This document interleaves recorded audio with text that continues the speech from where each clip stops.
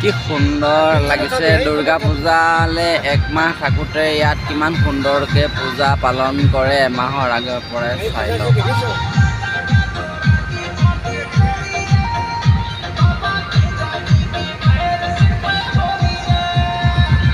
এই গাড়ীখনৰ পৰা কিমান তেল খৰচ হৈছে চিন্তা কৰি চাই লওক।